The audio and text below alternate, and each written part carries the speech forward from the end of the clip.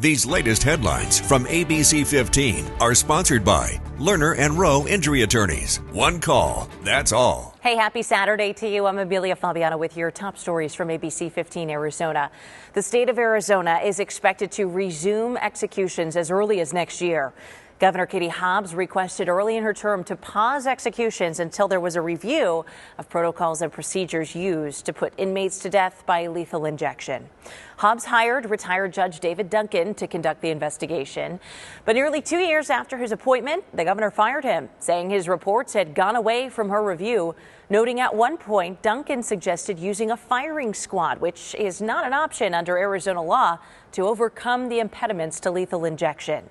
Duncan will receive $36,000 for the work he did do, about a third of what he was contracted to receive.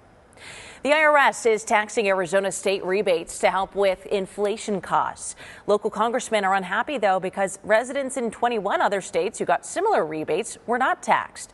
Arizona's rebates came from surplus money, but the other states' rebates were from COVID relief funds.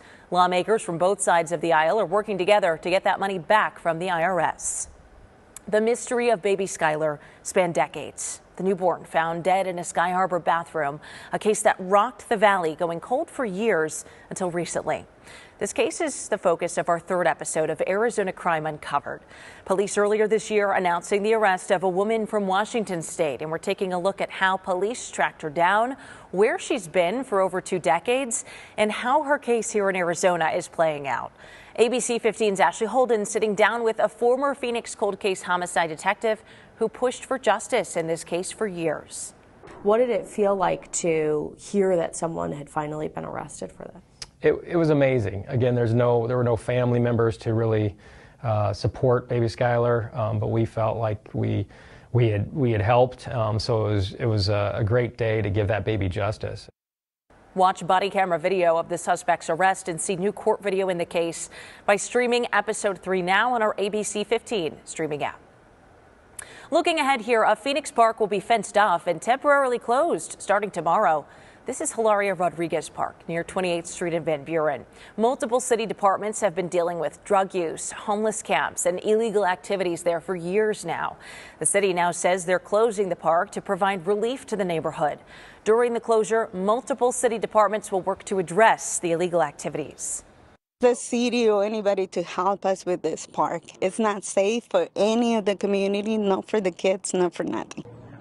The city hopes to reopen the park by April 1st. Also on Sunday, visitor restrictions go into effect at Banner Health facilities. It's because of increased risk for flu and other respiratory viruses. We checked in with the Arizona Department of Health Services. They're showing flu cases are up 38% compared to a typical season. Parents also keep in mind one of the rules at Banner, kids under 13 are not allowed to visit patient rooms. A heads up for you, no major freeway closures this weekend.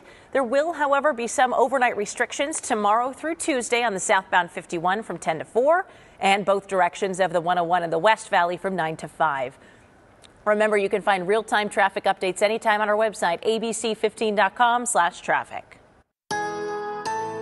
Let's get a quick check of that most accurate forecast on this holiday weekend. Phoenix today looking for a high of 80 degrees, well above average for this time of year by about 10 degrees. And actually not too far off from that record high that we set on the state back in 1949 of 84 degrees. So we're not going to tie that, but we will come close. We'll still be in the 80s.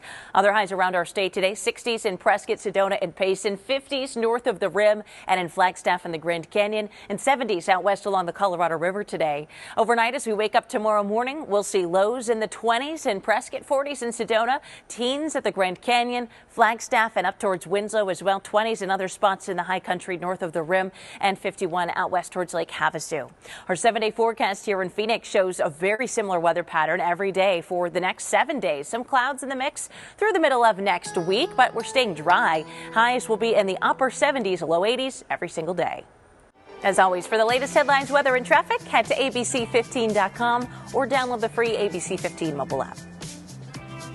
These latest headlines from ABC15 are sponsored by Lerner and Rowe Injury Attorneys. One call, that's all.